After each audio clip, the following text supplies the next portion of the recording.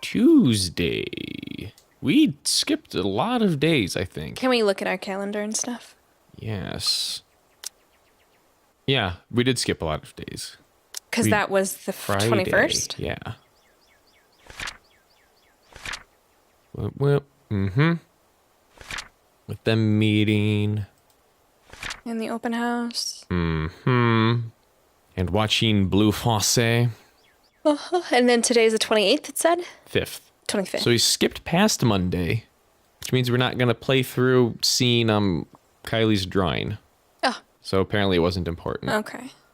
So what happens on this day, just so we know? Oh, that's when she's over at Saks. We're going to go and eat food at the... She wasn't there. She wasn't? No, it was just Ash and... No, that's right. They're not doing that. They're going to see the professor dude. Maybe not. I don't know. Bella wasn't in any of that. She literally hasn't been in anything that we've done with the other people, except for Bella the party. Was in I thought Bella or Rebecca showed up at the thing that Ash wasn't at. That must have been the 27th then. The only thing that she's been at was the party. Or did we already pass that? Maybe it was the 24th. And then lunch. Yeah, lunch is what I'm thinking of then. That must have...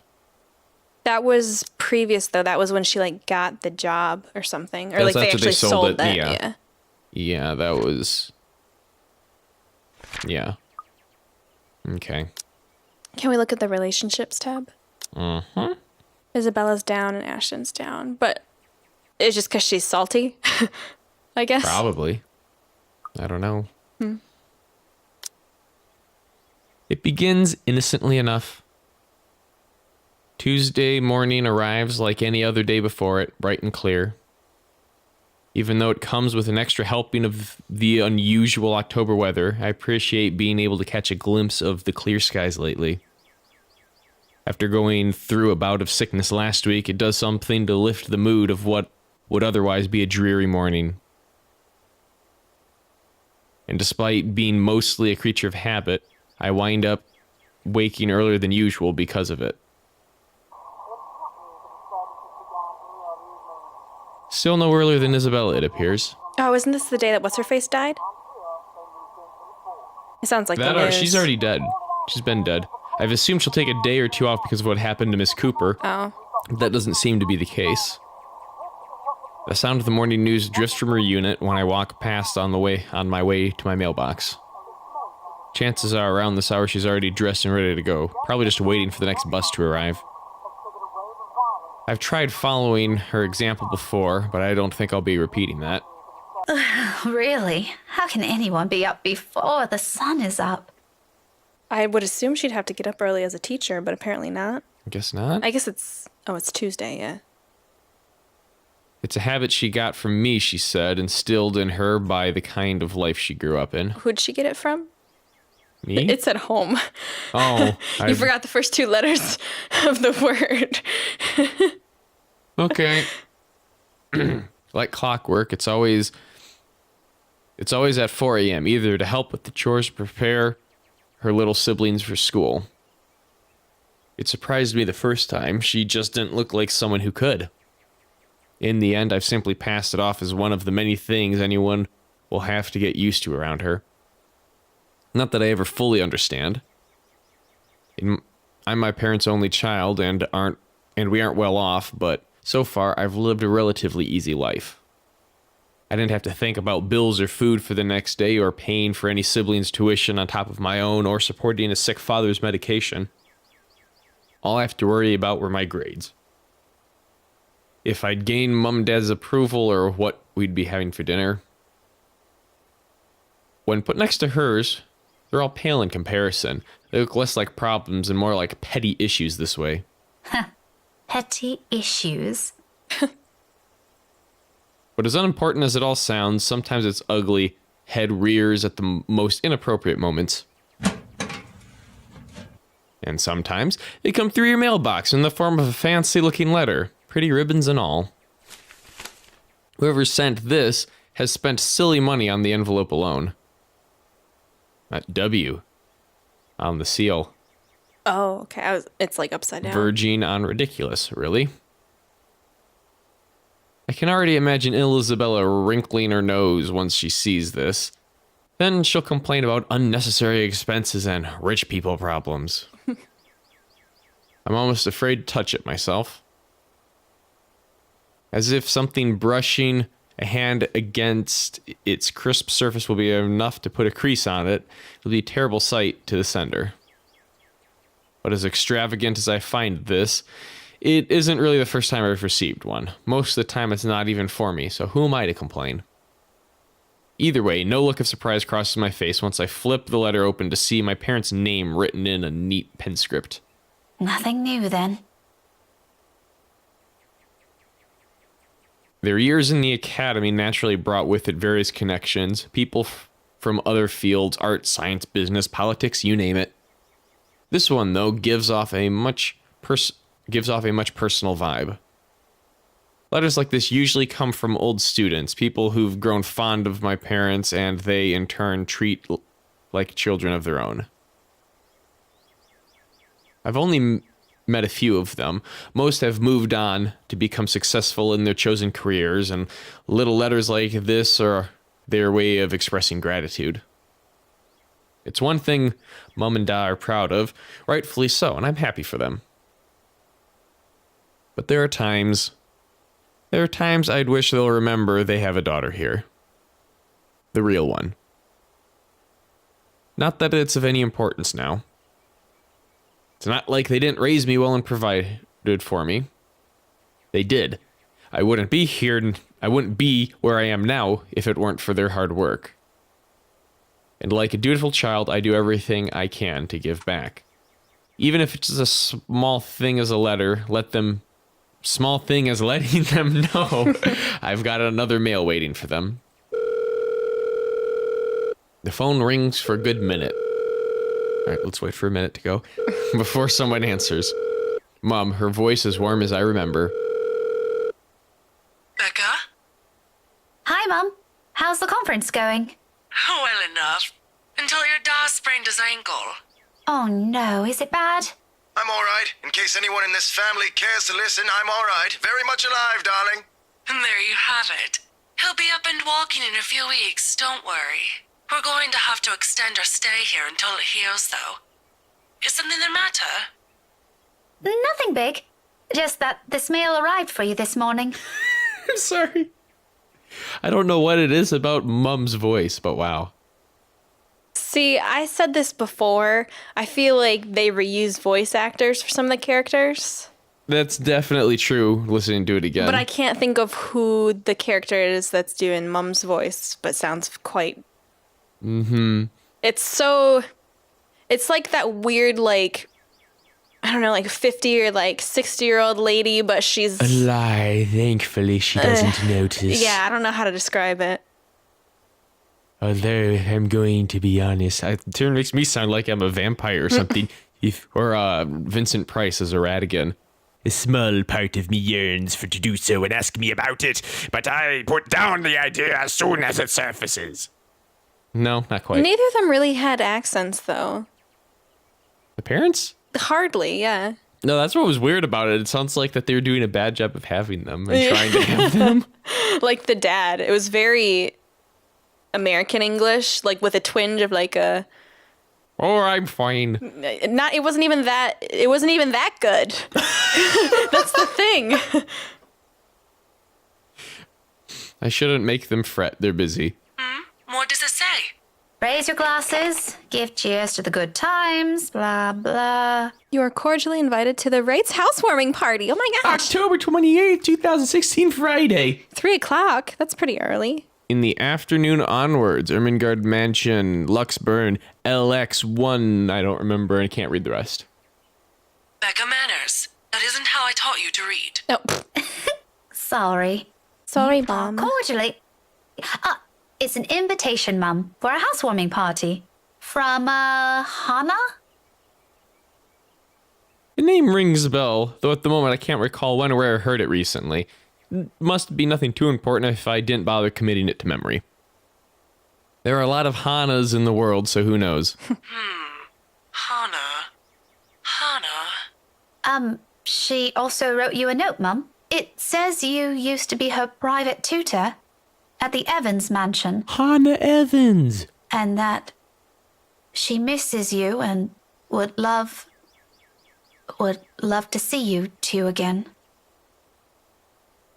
Makes my heart clench to read another openly say those words to them, the same ones I want to tell them. I want to see you too. It's been years since we've been together as family, and if there's one thing that hasn't changed from childhood, it's that Mum and Da are still busy with their respective careers. Out of the country, away on some meeting or symposium, sometimes for months on end. It only grew more frequent with the years until I'm old enough to live on my own. I'd like to think that's how I've become independent at such an early age. They've always praised me for that. At times, I wish they didn't. Evans? Oh, I remember now. Honey, it's Hannah. Hannah Evans. Remember? Bright girl, 2 years older than Becca. She's like, I am Becca. Didn't she get married a few years ago? Oh, she's talking to her 7 now, I husband. think. But they grow up so fast, these kids. Yeah, that accent. Yeah, Wow. She invited us to that too. Fonte de Medici. But we missed that one because you had to present your paper in Singapore. We did send her a note after. Still a shame we couldn't attend, though. What is it about this time? She sent another invite for a housewarming party. Becca, when is it? This Friday, Mum. Oh, that's too bad. We'd love to be there, but Da's not in a condition to go walking around. I guess we'd have to decline again. I really miss that girl. I could go in your place. I let it slip without thinking. Personally, I've never been fond of gatherings, regardless of how simple people make it seem. But if there's one thing I hate hearing, that disappointed note in Mom's voice always ranks first. Whether it's directed at me or some other thing doesn't matter. Are you sure? Don't you have work this Friday? The event will be in the evening, Mum. It shouldn't take anything away from my schedule. It's all right. The invite's for 2 people. I can bring someone with me so things don't get boring. I see. Maybe you can also invite Ashton? Yep, that's what I was just thinking. Mum, that's a sure no from him. Look at her He blush. hates attending parties. But I'll see what I can do. If not, I can always bring Isabella with me. You know her. She won't say no if there's food involved. Okay, if it's not going to be a big problem for you, I don't see why not. Okay. This one, darling. No problem, Mum. I'll even say hi to Hannah for you. Please do. And let her know we'd love to see her once we're back in the city. Leave her our number or something. I will. But you know, the 2 of you would have become really good friends. Don't you remember? You met with her once. If my memory serves me right, you were 12 then? This too, I can't recall. It's probably one of those meetings where we only talked a bit before going our ways. If she did leave an impression, I'm pretty sure I'd have written about it somewhere, or at least recognized her name. As it is, the only few people I remember clearly from that time in my life is Ashton and Mandy. To some extent. Mom must have sensed the confusion because she laughs. Don't push yourself too hard, darling. Really? It felt like having 2 daughters back then. Sometimes I wish they didn't send her away to boarding school. But, well, you know how often that goes with them. Still, try talking to her while you're there. Oh, we'll see. I'll let you know what happens after. I'm looking forward to it, darling. Take care of yourself. Will do. You too, Mum. Bye. Tell Da to be careful next time. She chuckles then. A hearty one, tender and always light on my ears. She may be a stern teacher, but this is the part of her I love the most. The sound of it still echoes even as our call comes to an abrupt end, bringing with it a memory from so many years ago. When life and responsibilities that accompany adulthood are things far from our minds. If given the chance, I'd love to go back to those. I don't dwell on it though, shaking it all away almost as soon as the memory forms a clear picture in my head. I've always wondered how Isabella can easily pretend everything's normal over a phone call, then bounce back to her usual self immediately after. I've seen her do it plenty of times. For me, it just drains whatever energy I have. And with a whole day of teaching still ahead of me, I can't afford to look exhausted in front of my students. Even for a wee bit, it's never a good example to set. So, with another sigh, I put everything at the back of mine and tread back to my room. The rest of my day awaits. Wow. 15 minutes later, I'm heading back out, dressed for the day, my car keys in hand. I guess the inside of her apartment isn't important. Ordinarily, I don't stop for anything. There's never a need to. That's the beauty of this apartment complex. It's just quiet and everyone keeps to themselves. No useless platitudes in the morning, no need to wear a smile on your face, lest other people are nosy enough to ask. Today, however, the morning broadcast still plays from Isabella's room. My brisk pace slows to a stop, and a frown gradually forms on my face. She hasn't left. Or she hasn't come back. Of course, this isn't unusual. There are times when I've left earlier than she did, like last Friday before their open house. But those days are few and far between. It only happens in the direst of circumstances, though the last part of that might be a bit of an exaggeration. However, with what's happened in the last few days, maybe it is one. The death of a friend isn't something anyone can brush off, and for someone like Isabella's the kind who gets attached to people easily. With Zachary Ashton and I, that has been the case. I can't imagine what she must be going through right now, especially when the woman was someone she owed a lot, despite her training being brief. I've given her the space last night in deference, but perhaps today might be the proper time to check in on her. Oh, whatever. I've still got time anyway. With light steps, I move closer to the door, hand already poised to knock. Still, I don't do so until I hear her answer me. Isabella? Belle? Are you in there? No answer. After a second, I finally knock, lightly so I don't disturb her in case she's sleeping and has merely left the telly running last night. Never mind how she never lets that happen, ever. Waste of electricity and all. I just want to check on you before I leave. Is that okay? Oh, Are this you going was... to work today? She fell asleep on Zach's couch. Yeah. Belle? Still nothing. I'm about to leave. If you want, I can drop you off. Another round of knocking. Then I'm flashing out a copy of her key from my bag and unlocking the door. She lent it years ago after I complained about the mess and offered my help in cleaning up. Though the gesture was completely unnecessary back then, after all, I always knock. But she never did bother taking them from me, always returning it or turning away from the conversation whenever I insisted. At one point, I've simply stopped trying to hand it back to her. Isabella? I'm coming in, all right?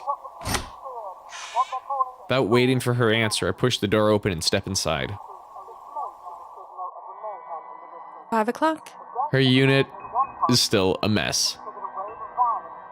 Instant noodle cups on the table, a pile of clothes on one side, paper strewn about everywhere, and an unkempt bed, among other things. This much is a given. Will always be a given. I've been here several times already, and I still wonder how she can function like a human being within the place in this state. However, that's neither here nor there. I'm not sure what I'm expecting, but it's certainly not finding an empty flat. Granted, she could have left earlier, far earlier than usual, but she never ever leaves without making sure she's unplugged everything. That's something she doesn't forget to do. It doesn't help that her bathroom appears unused this morning. Another habit, and it can only mean she hasn't been here since last night. Perhaps even since the morning after Mrs. Cooper's death? Either idea doesn't sit well with me, what with the news we've been hearing lately. The authorities are still trying to find the cause of death for all the victims. Early investigation revealed most of them were employed under Briar Realty Corporation at the time of death. Meanwhile, BRC has refused to comment on this. Gathering my wits, I immediately place a call to her mobile. Immobile. Mobile. It rings for a good minute. The sound a comfort in itself, but when another minute rolls by without her answering, well, I'm not a woman prone to panicking. Sudden bursts of temper maybe, but never panic, despite how I may sound when speaking. When it ultimately goes straight to her voicemail, a sigh is the only thing I let out. The pause doesn't last long, though. The next moment, my fingers are already moving across the screen in search of the two people who might be able to help. It's Ashton's number. I find first and dial. Call it a habit, but even Isabella thinks he's dependable when the situation calls for it, despite how much they give each other grief. That already says a lot about him. There's Zachary, but around this hour he's probably still sleeping. If he has freelance work, it's very likely he's just gotten himself in bed. He's the last person I want to bother, if anything. Ha! What? Because she'd get the answers if she bothered Zach. Oh. The wait doesn't take long. Soon, a click, then Ashton's voice echoes through the receiver, rough and still heavy with sleep. He never did grow fond of mornings. Becca?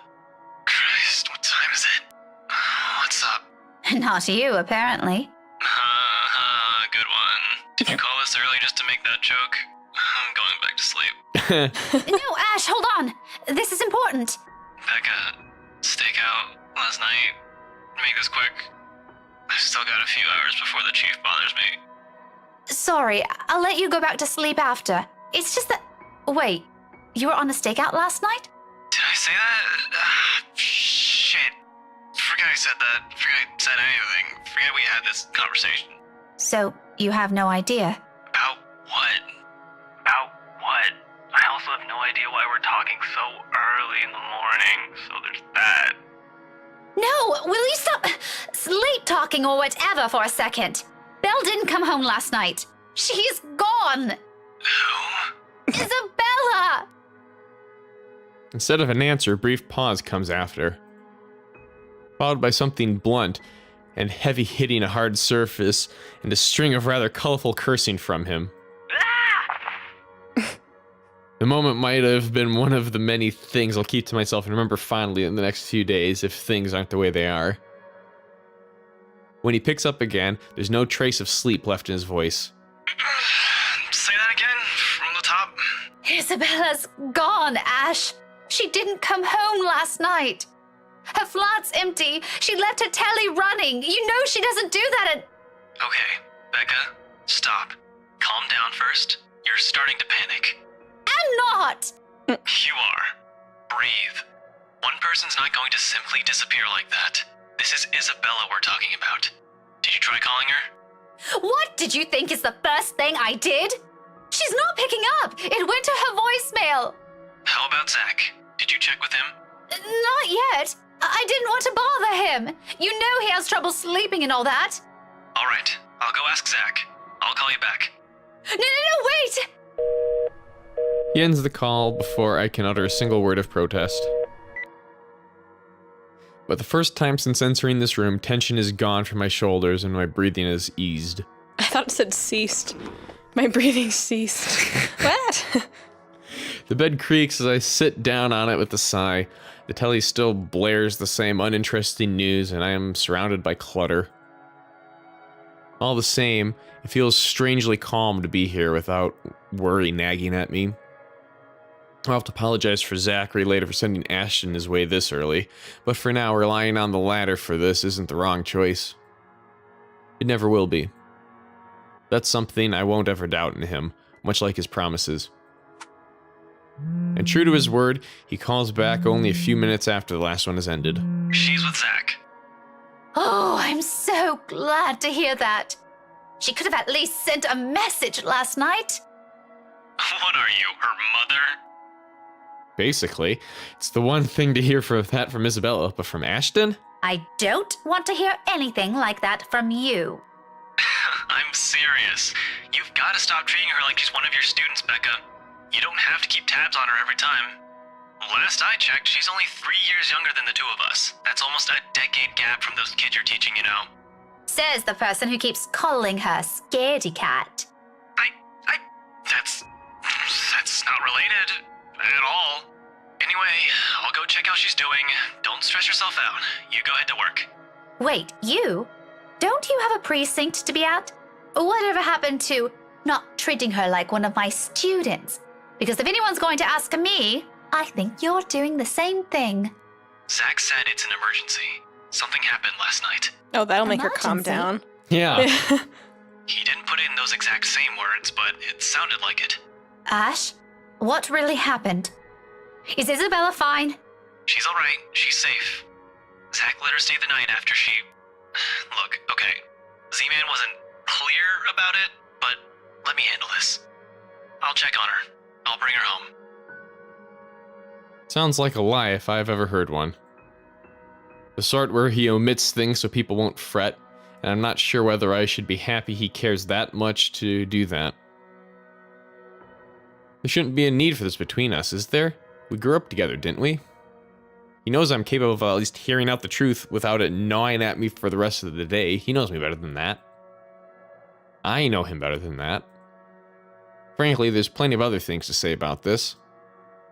But despite and after all the trouble he went through, with how things are moving at the moment, only one thought occurs to me. What should I say? Does she mean about Isabella? I can handle it. I can handle what you... The truth. Tell me the truth. Oh. Because I can handle the truth. Unlike Tom Cruise.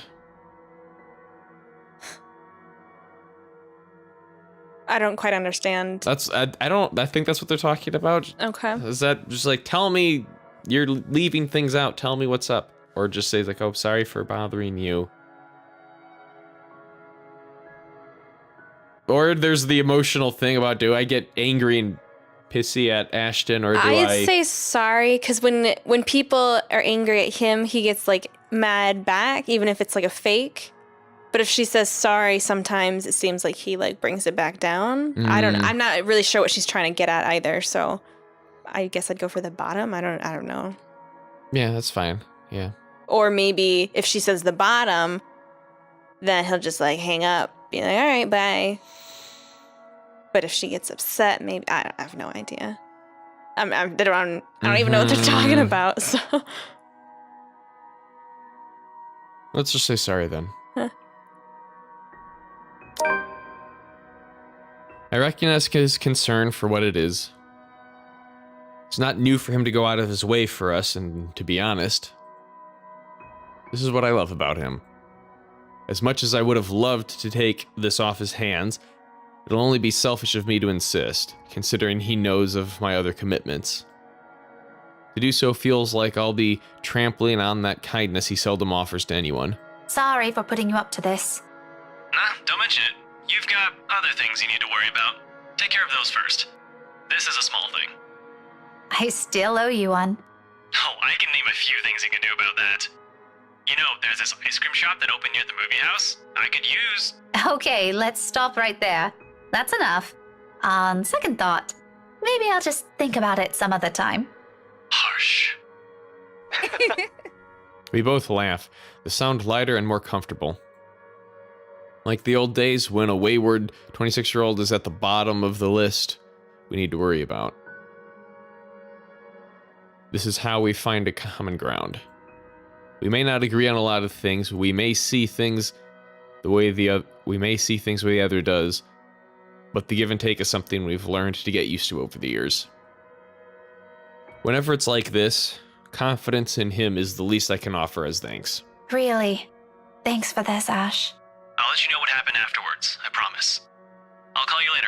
You have a good day. Bye. can we check the relationship? I'm assuming it went up with him. Oh. Yep. Mm-hmm. That's good. Yay. I admit, the way he puts it isn't comforting enough. He can be blunt like that. So many unknown variables, so many words left unsaid. I wish he'd simply lay them out, all in the open, because like this, I'm more inclined to think there's an exaggeration on the other's part. If it's from Zachary or Ashton, I don't know. In the end, all I can do is wait, go about my day, and hope for the best. Before leaving, I spare Isabella's room one last glance. Disturbingly quiet now, without her in it. I'll get answers from her later. For now, my concerns are best left here.